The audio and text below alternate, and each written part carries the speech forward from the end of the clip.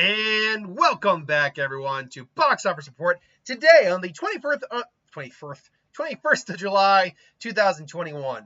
2021. Let's try that again. 21st of July, 2024. That's 3 years back, man. And look, I actually can't remember if I called the box office right. What I did get right, though, was Twisters.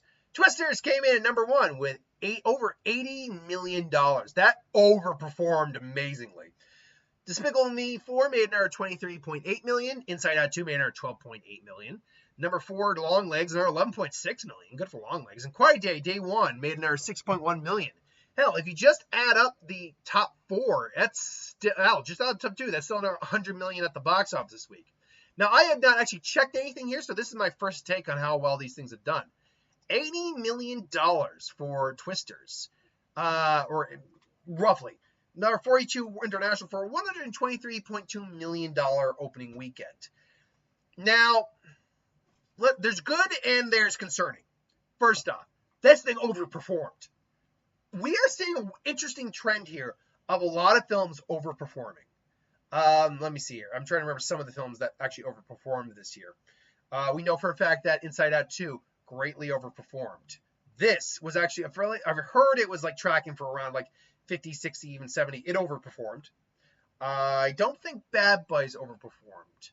But Despicable Me, I think, they've overperformed a little bit. I believe Godzilla and Kong overperformed a little bit, too.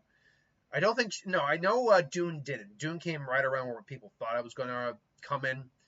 I mean, those are the ones that I can remember overperformed. But the point is, this thing overperformed. And what happened? Well, it actually got really good word of mouth. It's got solid reviews around the high 70s, low 80s. And the word of mouth came out that this is a fun summertime movie. This is something we've been needing. Just, you got Glenn Powell, who's really hot right now. He's a rising star. You got a couple other known actors in there as well. It's a known franchise, so that helps it out with its appeal. It's the middle of the summer movie season. And everyone who was in the theater was having a good time. We had I think another 10 people in there. So that really is a good number. Now, it is made on $200 million. Now, I say it like that, but I say it like that also saying that $80 million is not a bad opening weekend for a $200 million film. If this was more opening towards the 50 to 60 route they were saying it was going to open originally, that would be it would have theoretically been a good number if it hadn't been 200. But over 80 million is not a bad number for a $200 million film. That's a number realistically where you can get your money back. Factoring in this probably did have about 100 million in marketing, you're looking at a film that does have to hit about 450 to break even. The problem, honestly, isn't that domestic opening. The problem is the international. Now, luckily, international, not every film opens up the same day internationally. There's going to be more international money coming in and probably opening in different days. And hopefully you'll get some legs as well. So that's something. 123 opening weekend worldwide against a $200 million budget. That's... I wouldn't be that concerned if we didn't have a little film called Deadpool and Wolverine opening up this week, which is going to eat up so much of the box office. Now, luckily, this film is not... I mean, yeah, a lot of people who would go see this or go see Deadpool would go see the other. We'll have to see what the drop is going to be. We really are. I've been paying attention to them at the theater. I'm seeing it in literally my showtime every day. And up until, I want to say, a week ago, the amount of people in there had only been like 20 or so. Now we're up to almost like 40 in there. So now the people are actually really starting to get their tickets for Deadpool. I don't know how well this film's really going to do. If this film didn't have the competition of Deadpool and Wolverine coming out, I would say this film could probably have some really solid legs, at least domestically. As it stands, though, I do not have a good finger on the pulse of how well this film or any film next week is going to do because Deadpool is coming out and because it's going to be insane. But still, this is actually a really good number. Absolutely. And Universal's having a good year because now they also have Despicable Me 4 making $23.8 million for second place, dropping less than 50, making right now $574 million worldwide, making it, I believe, right now the third highest grossing film of the year. Let's find out.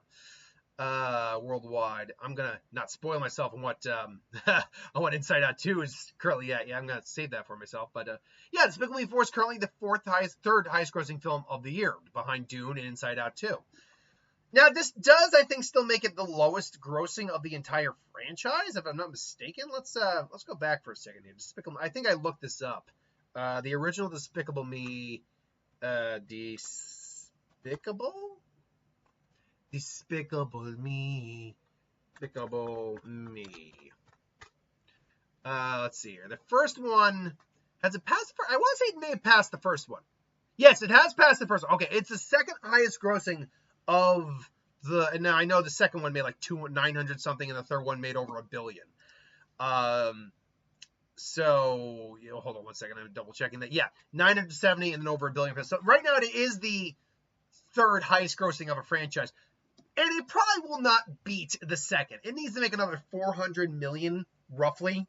It's not doing that. I don't think anyone realistically expects that. But it doesn't have to. It's only made on $100 million. I said this before and I'll say it again. Studios, look at Illumination and take fucking notes. Because they're able to make modestly budgeted animated films, usually 100 million or less, and rake in profit. Just rake it in. 100 million, maybe 100 million in marketing, and that's honestly being kind. But I'd put it more closer to 50 or 75, I'm going to be honest. So they know how to make their budget, they know how to market it efficiently. Illumination knows how to make money.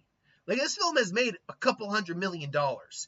And this has brought the overall franchise over, one second, I'm trying to remember. Actually, I think this brought the overall franchise over $3 billion. This is a $3 billion franchise. Wrap your head around that. Despicable, actually, if you factor the Minions into that equation too, this is almost a $5 billion franchise. That's kind of ridiculous. But hey, look, I gave my thoughts on it. It's perfectly fine. It's a baby. I got a lot of people kind of put it this way, but it's true. It's a babysitter movie. It's the movie that the babysitter puts on to keep the kids entertained. They're happy. The babysitter doesn't have to put too much effort in. They're fine. And you know what? It works. I was still able to get some charm and laugh at it. I like the ending of the movie, honestly, where they're having a little singing contest. I won't say what they're singing, but they're kind of doing that. So I definitely dug on that. So good on it. It's still going to make money. All the films here are still going to make some money. They're not going to just completely stop making money as soon as Deadpool and Wolverine come out. And in fact, Despicable Me 4 and Inside Out 2 are actually going to greatly benefit from Deadpool and Wolverine because R rating. Yes, kids are going to be taken in there with their adults, or with their parents. But they're going to benefit because counter-programming. Twisters, I don't know how much counter-programming it is compared to Despicable Me and Inside Out 2. Speaking of which, they're 12.8 million. Now, last I checked, it was over 1.4 billion. Let's find out where it is now. 1.44 billion. Let's look at the all-time, shall we? Because it's actually looking like this thing might make 1.5 billion. And that's insane. So worldwide, top all-time grossing life grosses. This puts Inside Out 2 at the 15th highest grossing film of all time. It is 10 million away from beating Frozen 2. That's a done deal. That's a done record broken. It's done. That's going to do that. I mean, hell, it's 2 million away from Barbie. That's a done deal. Frozen 2 only 3 million away? Good night. Good night. That's going to happen. So let's see right now. I mean, it made 12 million. It was at this week. And that added another like 20 some odd million from the international. It is petering out. Like, it is finally petering out. But to say it might not, it could still have another 57 million worldwide. I'm not going to lie. That's not an insane thing to say. It made 12 million over the weekend. When I had checked on, technically I got to subtract like the 3.8. So it made, what did it make this week? 12.8. So it made an extra 9 between yesterday and today, give or take. And it was at like 403-ish, 405 is when I checked prior. So you add that on, that means 14. That means it added another 29 on there. Oh, the international might either be done next week or is about to be done. It might have like one more push left in it. And then it's running out of steam domestically. The fact it still made 12 million in its fifth week, sixth week is ridiculous. This thing shattered all the records, and it's still about to break records. That's the insane part. It's still about to break records. It's about to cross Barbie. It's about to beat Frozen 2. I will say this: there is still a realistic, because we got to get the actuals, and that could be above or below, and when we find out, it might be able to beat Top Gun Maverick for the 12th spot. I don't see it being the 11th highest grossing or the 10th highest grossing, but I won't know for certain until next week. As I kind of said last week, if it was over 1.4 billion this week, then yes, I believe it was going to beat Frozen 2. Now it's a guarantee. It's going to beat Frozen 2. Just domestically alone, it'll do it. Oh, next week though. If it's over 400 and I'll use the million part of it. It's over 475 million, so 1.1 billion 475. I will say yes, it will beat Top Gun Maverick. I will. That will be my prediction on that. But I don't comfortably say it beats Furious 7. I don't comfortably say that. Top Gun Maverick, I think, is the 12th spot. I think is the best it can probably get at this point, honestly, because the 57, not factoring what the actuals are going to look like in a little bit, like tomorrow. 57, not even 57, because that's 96. So I'm actually gotta look at it more like 50, 52? No, 50, 53? 53? That's still, I think, a realistic amount it could still have in the tank. You add then 57 for the full, to get to the full one, and then our 72? And then even add another 5 on that, 77, 78? Don't see that. I do not see that. But I would love to be proven wrong on that. I absolutely would. And let's, by the way, check the domestic real quick. Where is it domestically? Because I think it's now, yeah, okay. So it is the 14th highest grossing film of all time, domestically. It does still have enough in the tank to become at least the 12th highest grossing film domestically. Because that's only what? 12, that's only 15 million more. Oh yeah, it's still got enough domestically to do that. It's still been making $1 million each day. Now granted, that's about to quickly dip, but it's still been able to really just, I'm stuttering over my words a bit.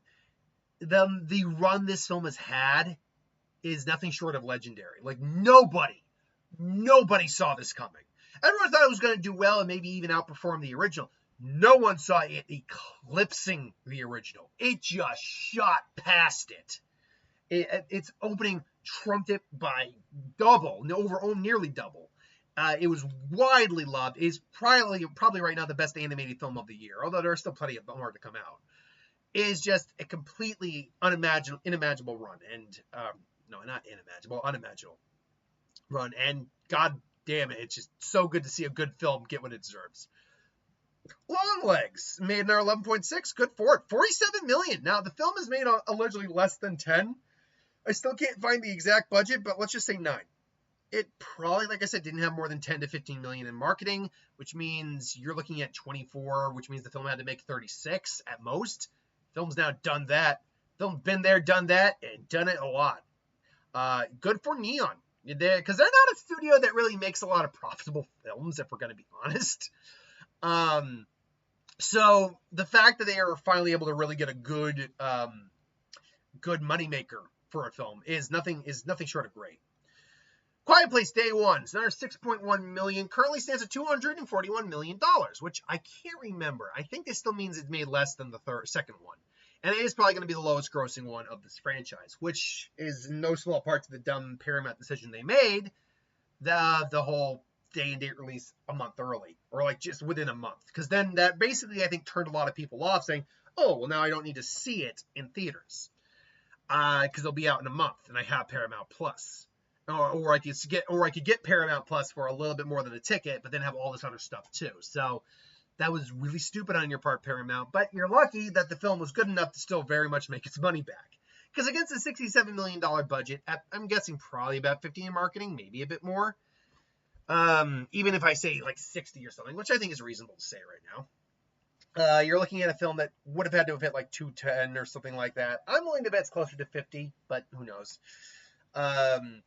So you're then looking at a film that had to hit 180. Either way, the film made its money. And good for Paramount. I mean, they need some wins, despite them being dumbasses. And Skydance just bought them out, too, so we'll see what happens there.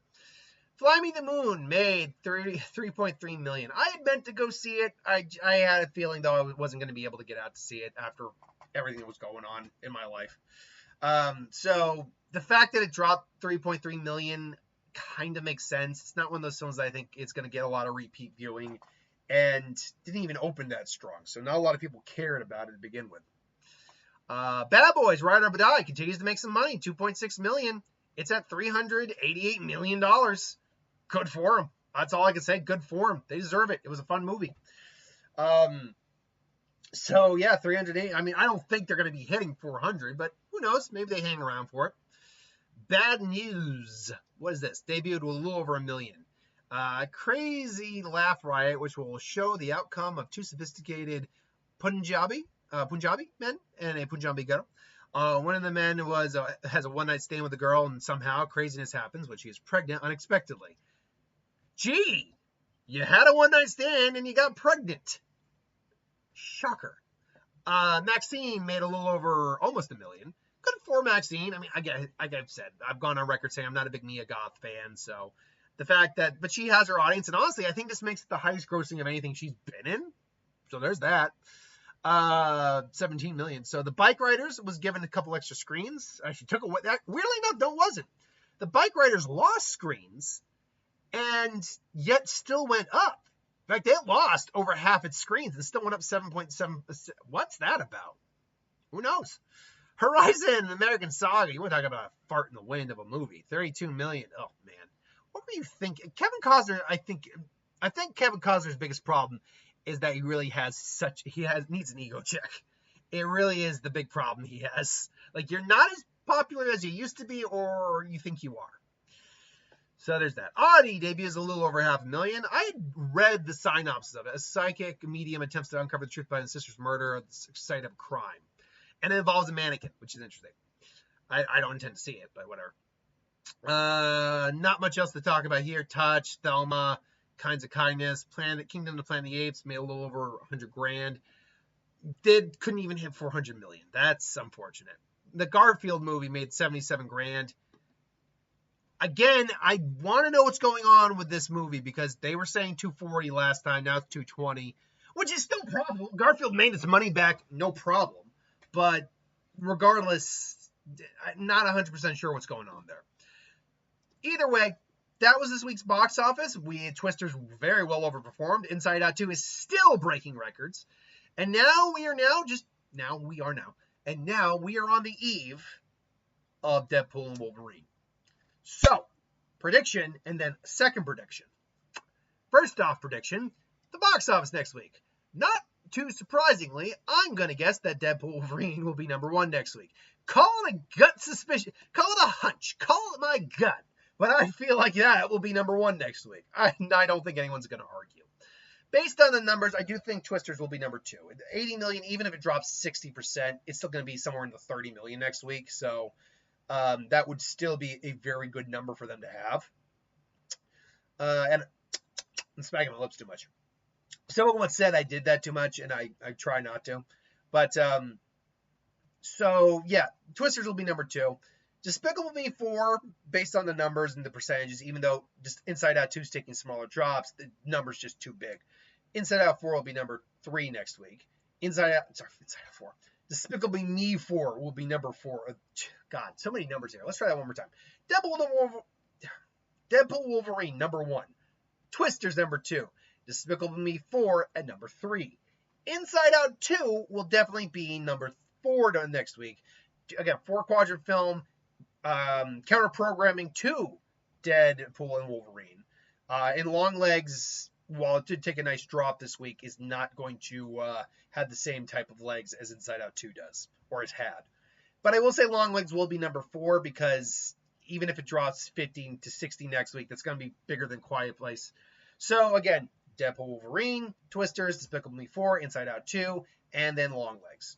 That's my thoughts. But my other prediction. And here's and give me your prediction too. What is the opening weekend of Deadpool Wolverine going to be? Hands down, I think everyone agrees it will be the highest opening weekend thus far of the year. And probably the whole year, but thus far. And that's saying something, because we had a $150 million opening with Inside Out 2. So, what do we think of Deadpool Wolverine's going to do? The early projections were between 239. Then they brought it back down to a more conservative, like 165 to like 170, something like that. I am definitely more in the 200 camp. My dad's being really, it's like 260, 250. I'm like, I hope to God you're right. I don't think it's going to be that big, but I will go 210 as my final guess. Keep me in the right, and I think you're allowed to have like a 10 million leeway kind of. So between like say basically 200 and 220, my 210 is my average guess there, but in that range, that's my guess.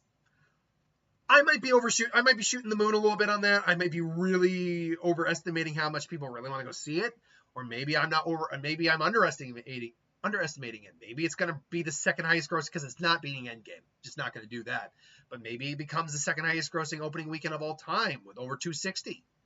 It's not impossible. It really is not impossible based on everything we're hearing. The hype, the marketing has been genius. That last trailer might be the best trailer they've ever put out.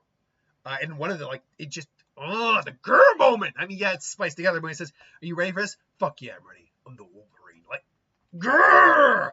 Like, I can't wait for this film. I have not been this excited, legitimately this excited for a film since, I don't know if I was even this excited for Endgame, I'll be honest. Because Endgame, I was really looking forward to it, I was excited, but I didn't have that, yeah! Because of all the stuff we're probably going to see in this film, and the fact if we can get Hugh Jackman back at least one more time, I get the suspicion he's going to be back at least for Secret Wars too. But a lot of people are kind of getting that vibe too, like he's going to be back at least for one more Avengers film. He's not going to be the MCU's new Wolverine, by the way. He's not. He's at 55, going on 57. When they did this, now 57-ish. I think he's got enough in the tank if he wants to do it for one more, like an Avengers-based movie, because that would really be like something he'd want to do and interact with these characters. I don't see him having him to be like doing this until he's in his mid-60s and just be the new Wolverine for a bit longer. No, I don't see that, but anything's possible. But still, Wolverine back, Deadpool, all the cool stuff we're gonna see. I haven't been this excited for a movie in a long time. Like, yeah, I'm looking forward to it. So anyway, how much are you looking forward to it? What do you think it's going to make on its opening weekend? We all know it's going to be number 1, but how much? Let me know in the comments below. Until then, thanks for watching. Hope you enjoyed, and I'll see you guys next time. 5 days, baby. Not even 4 days. 4 days, baby. Go time. Let's do this.